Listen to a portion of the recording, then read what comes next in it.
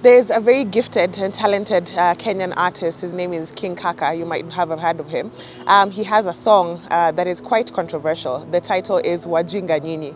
And I know you've looked at the title, and I was tempted to rename this video Wajinga Nyinyi, but for the sake of peace, as the Bible encourages us, I decided not to. But I want us to consider, the concept of this thing of foolishness and the concept of being termed a fool. Today is April 1st, and so I don't know how many of you have fallen for pranks. I don't know how many of you have been fooled into thinking one thing or the other, or you are the one playing the pranks. Whatever the case is, let us consider what the Bible says about fools, and you can situate yourself along this spectrum and see whether or not you fall into the category of a fool. And once the conviction comes, you can change it. That's the good news. Hi guys, my name is Angie Obwaka, and I'm so glad that you're here on CITAM Church Online. I encourage you to like, share and subscribe to as many people as possible so that we can be able to share, encourage and be able to minister to everybody who might need this message.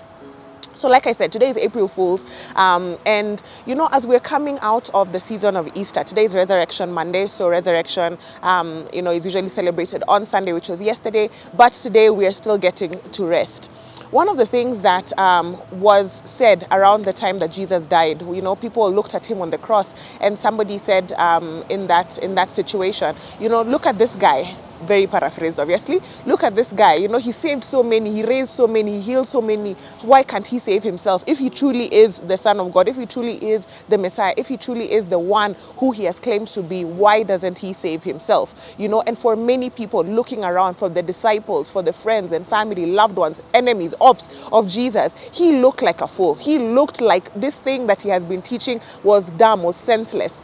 But you know what? There's a quote that I absolutely love by the American missionary Jim Elliot, the late Jim Elliot, and he says, "He is no fool who gives up what he cannot gain, what he cannot keep to gain what he cannot lose." Let me say that again.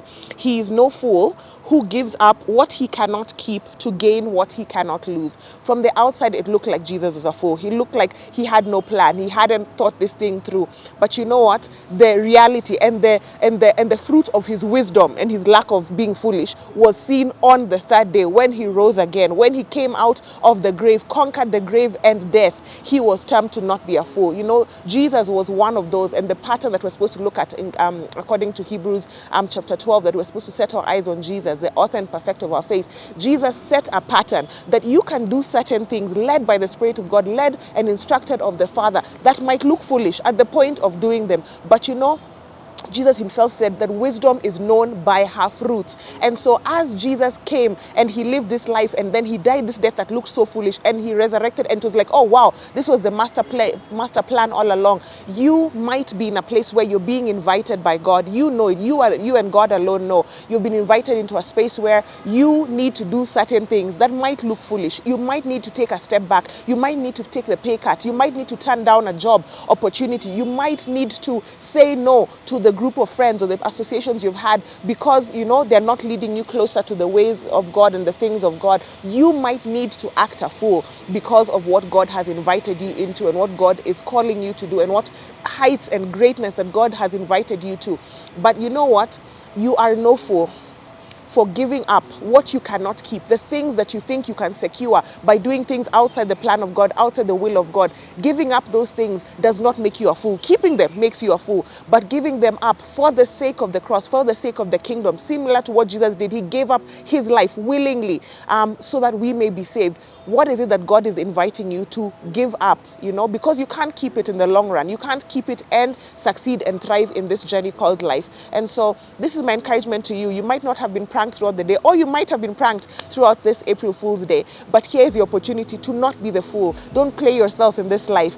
Give up that which you cannot keep. Give up that which is not in alignment with the will of God, for the sake of the kingdom, for the sake of that which will last forever, for the sake of that which will benefit you and the generations to come. God bless you. Let's be wise together. See you in the next video.